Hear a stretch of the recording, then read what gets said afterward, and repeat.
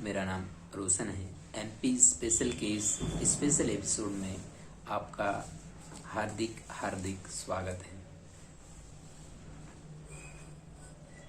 देखिए दोस्तों, आज मैं आपको एक ऐसे एग्ज़ाम के बारे में बताने जा रहा हूँ। हो सकता है इसके बारे में आपको जानकारी ना हो। यदि जानकारी होगी भी तो इसके बारे में आपको इसके सिलेबस के बारे में, इसकी योग्यता के बारे में और इसके अन्य बेनिफिट के बारे में जानकारी नहीं होगी। तो कोशिश करूँगा कि आपकी इस परीक्षा से जुड़ी हर समस्या का समाधान कर पाऊँ इस वीडियो के माध्यम से। सबसे पहले जिस एग्ज़ाम के बारे में मैं आपको बताने जा रहा हूँ उस एग्ज़ाम का नाम है राज्य पात्रता परीक्षा, जिसे इंग्लिश में सेट कहा जाता है। क्या कहा जाता है? सेट। आपने नेट का नाम सुना होगा, यूजीसी नेट, जो कि असिस्टेंट प्रोफेसर के लिए एग्ज़ाम कराता है नेशनल लेवल पर। उसी का छोटा भाई, उसी का छोटा रूप है जो इस वर्ष मध्य प्रदेश लोक सेवा आयोग के द्वारा ये परीक्षा कराई जा रही है, जिसका नाम है राज्य पात्रता परीक्षा। तो मैं आपको इस परीक्षा के बारे में सभी तथ्यों से रूबरू कराऊंगा कि क्या होती है इसकी, क्या होता है ये सेट का एग्ज़ाम, ठीक है, इसकी योग्यता क्या है, कब होगा इसका एग्ज़ाम, कैसे तैयारी करनी चाहिए, कब नोटिफिकेशन आएगा और नीट और सेट में आखिरकार अंतर क्या है, ठीक है, और इसका आयोजन किसके द्वारा किया जा रहा है सेट का, और पिछला एग्ज़ाम कब हुआ था, पाठ्यक्रम क्या होगा और पैटर्न क्या होगा। तो एक एक बिंदु पर हम चर्चा करना स्टार्ट करते हैं। एग्ज़ाम का नाम है राज्य पात्रता परीक्षा। आज से 5 वर्ष पहले ये एग्ज़ाम हुआ था मध्य प्रदेश में, और इस वर्ष मध्य प्रदेश लोक सेवा आयोग को ये जिम्मेदारी दी गई है कि आप सेट का एग्ज़ाम कराइए।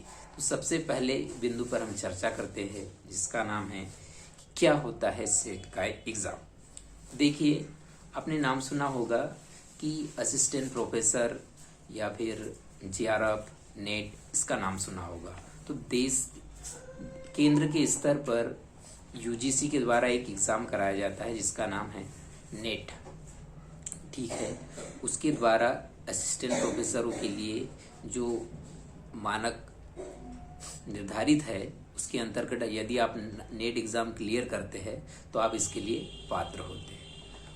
उसी प्रकार से सेट का भी एग्ज़ाम होता है, लेकिन ये राज्य स्तरीय होता है और नेट के समतुल्य होता है कि जहाँ भी मांगा जाए कि यदि आपको नेट एग्ज़ाम का स्कोर मांग रहा है, वहाँ आप सेट एग्ज़ाम का स्कोर वहाँ यूज़ कर सकते हैं। तो राज्य में जो प्रोफेसर की भर्ती होती है, कॉलेज लेवल पे जो पढ़ाने वाले शिक्षक होते हैं, असिस्टेंट प्रोफेसर, उसके लिए पात्रता परीक्षा है ये। यदि इसको क्वालिफाई करने के बाद ही आप असिस्टेंट प्रोफेसर का फॉर्म भर पाएंगे, ठीक है। दूसरा कि इसके लिए योग्यता क्या है। योग्यता है कि आप जिस विषय में पढ़ाई कर रहे हैं तो उसमें पोस्ट ग्रेजुएट होना चाहिए, कि आप तभी एग्ज़ाम दे पाओगे जब आप उस विषय में पोस्ट ग्रेजुएट हो। जैसे एग्जाम्पल के तौर पे हम बात करें कि जैसे मेरी स्वयं की बात करूँ तो मेरा पीजी पॉलिटिकल साइंस में है, तो मैं पॉलिटिकल साइंस के लिए पात्र हूँ कि मैं असिस्टेंट प्रोफेसर के लिए एग्ज़ाम दे सकता हूँ। लेकिन असिस्टेंट प्रोफेसर का एग्ज़ाम देने से पहले मुझे सेट का एग्ज़ाम क्लियर करना होगा। दूसरी बात है कि इस सेट के एग्ज़ाम के बारे में जानकारी बहुत कम लोगों को होती है। हम बहुत सारे लोग एमए, एमएससी या मास्टर डिग्रियाँ कर लेते हैं, लेकिन उनको जानकारी होती ही नहीं है कि क्या करना है। अभी कुछ समय पहले ट्रेंड देखा था कि डीएड बीएड का प्रचलन बहुत ज़्यादा था। ये मेरा मानना है कि यदि आप पढ़ाना ही चाहते हैं तो एक लेवल अपग्रेड करके पढ़ाने में कोई दिक्कत नहीं होनी चाहिए।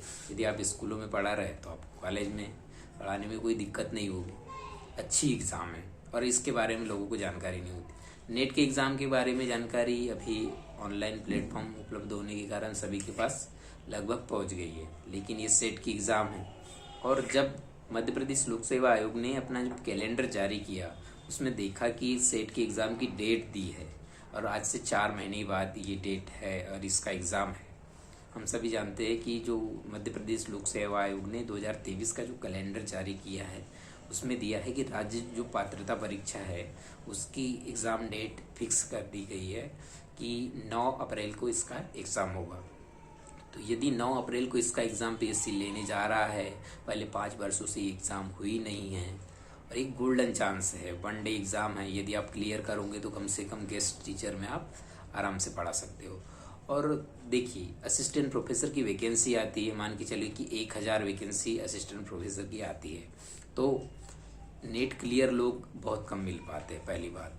तो इसीलिए राज्य ने सोचा है कि कुछ हमारे छात्रों को मौका देने के लिए उन्होंने एक एग्ज़ाम करा रहे हैं, उसी का नाम है सेट एग्ज़ाम। ठीक है, कब होगी एग्ज़ाम, तीसरा पॉइंट जो मैं आपसे चर्चा करने जा रहा हूँ। तो पीएससी ने घोषणा कर दी है कि इसका एग्ज़ाम अप्रैल में होगा, 9 अप्रैल को।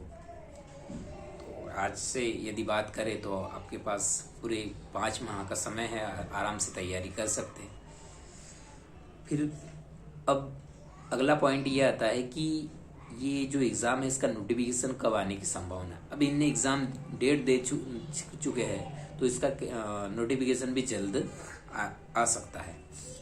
संभवतः दिसंबर के लास्ट वीक के आसपास इसका नोटिफिकेशन आ जाएगा, क्योंकि एग्ज़ाम डेट फिक्स है तो नोटिफिकेशन उसके पहले कम से कम जारी करना होगा। ठीक है, अगला पॉइंट जिस पे हम चर्चा करने जा रहे हैं कि वो है कि नेट और सेट में अंतर क्या है। नेट और सेट में अंतर इतना है कि नेट पूरे भारत में लागू होगा और सेट की एग्ज़ाम स्टेट एलिजिबिलिटी टेस्ट कहा जाता है, जो स्टेट लेवल पे लागू होगा। बस दोनों में इतना सा छोटा सा अंतर है। अगला पॉइंट कि इसका पाठ्यक्रम क्या होगा। पाठ्यक्रम जो नेट का होगा, यूजीसी नेट के पात्र लोग पाठ्यक्रम था वही पाठ्यक्रम इसका होगा। संभवतः थोड़ा सा कुछ बदलाव होगा, हो सकता कुछ एमपी के परिप्रेक्ष्य में कुछ टॉपिक ऐड कर दिए जाए या कुछ टॉपिक नेट से हटा दिए जाए।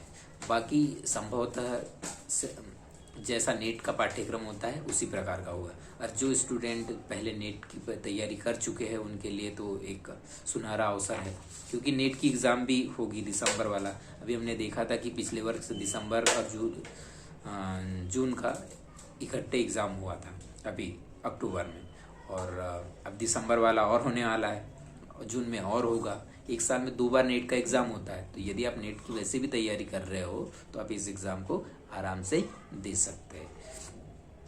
उसके बाद इसका पाठ्यक्रम की भी हमने चर्चा कर दी कि यूजीसी नेट के समतुल्य ही होगा। पैटर्न क्या है, पैटर्न भी यूजीसी नेट जैसा ही होगा कि पहला पेपर 50 अंक का 50 प्रश्न होंगे पहले पेपर में, जो कि 1 घंटे का होगा, और दूसरा पेपर उस सब्जेक्ट का होगा जिससे आप यह एग्ज़ाम दे रहे हैं। एग्जाम्पल के तौर पे बात करें कि यदि आपने एमए हिंदी में किया है पोस्ट ग्रेजुएशन, तो आप दूसरा अपने सब्जेक्ट के चुनाव में हिंदी का चयन करेंगे। ओके, आप समझ पा रहे होंगे कि मैं आपसे कहना क्या चाहता हूँ। हमने देखा है कि अभी बहुत सारे जो एग्ज़ाम आए हैं, अभी पटवारी का आया है, एसएससी जीडी का आया है, आबकारी विभाग में भी है, सहकारी में भी है, और बहुत सारी वैकेंसी मध्य प्रदेश गवर्नमेंट के द्वारा निकाली गई है, और देश में भी बहुत सारी वैकेंसी है। लेकिन हमने देखा है कि इन एग्ज़ामों की ओर लोगों का ध्यान ज़्यादा नहीं जाता है। अभी पटवारी की ओर इतना ज़्यादा रुझान लोगों का बढ़ गया है कि जिन्होंने पहले कभी तैयारी नहीं की थी वो भी अब तैयारी करने में जुट गए हैं, क्योंकि 1 डे एग्ज़ाम है पटवारी का भी। पीएससी की तैयारी करने वाले भी छात्र पटवारी की ओर मुड़ गए हैं।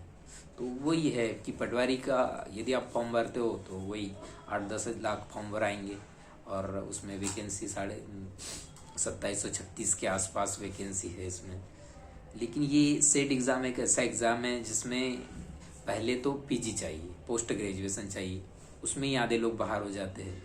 उसके बाद में जो लोग पीजी करते हैं या तो वो कहीं पढ़ा रहे होंगे या फिर कोई अन्य कार्य, उनकी एज थोड़ी ज़्यादा होती है, तो इसके अंतर्गत थोड़ा कंपटीशन कम हो जाता है, क्योंकि जो अच्छे लोग होते हैं वो ग्रेजुएशन करने के बाद उतना ध्यान नहीं दे पाते कि अभी पोस्ट ग्रेजुएशन भी करना है, क्योंकि वो ऑलरेडी ग्रेजुएशन के साथ ही जॉब में लग जाते हैं। और जो लोग, उनके लिए गोल्डन चांस है जो अतिथि शिक्षक के रूप में प्राइमरी स्कूल, मिडिल स्कूल या हाई स्कूल में पढ़ा रहे या कोचिंग में पढ़ाने वाले हैं, या हमारे घरों में जो पीजी करके दूसरा अन्य कार्य कर रहे हैं, उनके लिए भी एक अच्छा सुनहरा मौका है। और दूसरी बात ये है कि बहुत सारे लोग होंगे जो एग्ज़ाम क्वालिफाई नहीं कर पाते। उसके पीछे का कारण होता है कि उनके कुछ सब्जेक्ट वीक होते हैं। कुछ सब्जेक्ट वीक होने के कारण वो एग्ज़ाम क्वालिफाई नहीं कर पाते।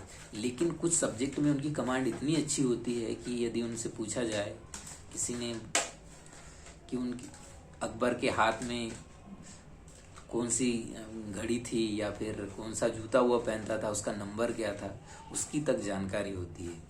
ठीक है, तो इतिहास को इतना घोट के पी जाते हैं। तो अपने एक सब्जेक्ट के प्रति उनका रुझान भी अच्छा खासा रहता है और उनकी जानकारी भी पर्याप्त होती है। लेकिन आज के समय में एक सब्जेक्ट पढ़ के आप अच्छी नौकरी नहीं पा सकते। इसीलिए यह एग्ज़ाम ऐसी है कि आप जिस सब्जेक्ट के मास्टर हो, आप उस सब्जेक्ट के लिए अप्लाई कीजिए, और यदि आप क्लियर होते हैं तो आपका एग्ज़ाम क्लियर माना जाएगा और फिर आप असिस्टेंट प्रोफेसर के लिए एलिजिबल हो जाओगे। असिस्टेंट प्रोफेसर पटवारी से मेरा मानना है कि इसमें 4 गुना ज़्यादा सैलरी होती है। एक रेपुटेटेड जॉब है शिक्षक की। तो मैं आपको यही बताना चाह रहा था कि सेट एग्ज़ाम, और लोगों को इसकी कंपटीशन भी बहुत कम है, उतना कंपटीशन नहीं है। और नेट इस एग्ज़ाम में कुछ सीमाएं भी निर्धारित कर दी है कि जिनका नेट एग्ज़ाम क्लियर हो गया है वो एग्ज़ाम के फॉर्म ना भरे, क्योंकि कंपटीशन बढ़ जाएगा। ठीक है, और उनने ये भी बोला है कि इसके पहले जो सेट का एग्ज़ाम क्वालिफाई कर चुका है उनको भी ये एग्ज़ाम देने की ज़रूरत नहीं। मतलब उनकी मनोदशा आप समझिए कि वो आपको लेना चाहते हैं, आपको पास करवाना चाहते हैं। और बाकी सारी जानकारी तो मैंने बता दी। यदि आपको और भी कोई जानकारी इसके बारे में चाहिए हो तो मैं और भी आपको जानकारी उपलब्ध करा सकता हूँ। आप कमेंट बॉक्स में लिख दीजिएगा कि आपको इससे संबंधित क्या समस्याएं आ रही है। देखिए, जो सेट के एग्ज़ाम में सिलेबस भी यूजीसी नेट जैसा ही होगा। ना ही मैं आपको पढ़ाने वाला हूँ, ना ही मेरे पास कोई आपके लिए कोर्स उपलब्ध है कि मैं आपको कोर्स बेचने के लिए। मेरा टारगेट ये है कि मैं आपको जागरूक कराऊँ। यदि आपने पीजी किया है, पोस्ट ग्रेजुएशन किया है, इतने अच्छे से इतनी मेहनत की है, यदि आपको उसके बारे में जानकारी नहीं है कि मेरे इस पोस्ट ग्रेजुएशन का यूज़ कहाँ होगा, यदि आपको ये नहीं पता है तो ये थोड़ी दुविधा की बात है। आपके लिए बहुत अच्छा होगा। 4 महीने का आपके पास पर्याप्त समय है और एक विषय पे आपको कमांड बनाना है, जिस विषय में आपने पोस्ट ग्रेजुएशन किया हुआ है। 21 वर्ष तो हो ही जाती है आयु जिसका पोस्ट ग्रेजुएशन। एक सवाल आपके और मन में आ रहा होगा कि सर यदि अभी तो मेरा पीजी हुआ भी नहीं है, मैंने पीजी में एडमिशन भी नहीं लिया, तो हो सकता है पहले से आप यदि जागरूक रहेंगे, उसके बारे में सोचते रहेंगे कि मुझे आगामी वर्षों में ये करना है, तो उसके हिसाब से आप अपनी रणनीति बना सकते हैं। पीएससी स्टूडेंट के लिए, यूपीएससी स्टूडेंट के लिए तो सुनहरा मौका है। उसके बाद में जिन्होंने जो टीचिंग में पढ़ा रहे हैं, करियर बना रहे हैं, जिन्होंने डीएड बीएड करके रखा है, तो उनके लिए भी सुनहरा मौका है। और जो करना चाहते हैं वो भी शुरुआत कर सकते हैं आराम से। एक सब्जेक्ट आपकी कमांड अच्छी होना चाहिए। बाकी यदि आप इसके बारे में और भी बहुत सारी जानकारी है, मैं छोटे से वीडियो में आपको बहुत सारी जानकारी नहीं दे सकता। एग्ज़ाम पैटर्न के बारे में भी थोड़ा चर्चा कर लेता हूँ। दो पेपर होते हैं। पहला पेपर जिसमें 50 अंक के टीचिंग एप्टीट्यूड आता है। टीचिंग एप्टीट्यूड का मतलब होता है कि आप किस तरह पढ़ाने का तरीका, पेडोलॉजी वगैरह जो सब्जेक्ट डीएड बीएड में आते हैं। उसके बाद थोड़ा सा मैथ्स, थोड़ी सी रीजनिंग और थोड़ा कुछ 50 नंबर का थोड़ा सा कंप्यूटर की। एक टीचर को इतनी सामान्य जानकारी होनी चाहिए। यदि वो असिस्टेंट प्रोफेसर लेवल का एग्ज़ाम क्लियर करने वाला है तो उसको थोड़ी बहुत मैथ्स, थोड़ा बहुत रीजनिंग, तो 50 नंबर का ये है। लेकिन जो दूसरा पेपर है वही ज़्यादा इंपॉर्टेंट होगा आपके लिए, क्योंकि उसी के माध्यम से मेरिट बनेगी। दोनों की मिला के मेरिट बनेगी, लेकिन उसमें अगर आपका स्कोर अच्छा है तो आपका एग्ज़ाम आराम से क्लियर हो जाएगा। तो इस वीडियो को मैं यही समाप्त करता हूँ। यदि आपको जानकारी चाहिए हो तो नीचे कमेंट बॉक्स में लिख दीजिएगा, और यदि ज़्यादा जानकारी में से छूट गई हो तो मैं इसके बारे में दूसरा वीडियो भी आपके सामने अपलोड कर दूँगा। जय हिंद, जय भारत।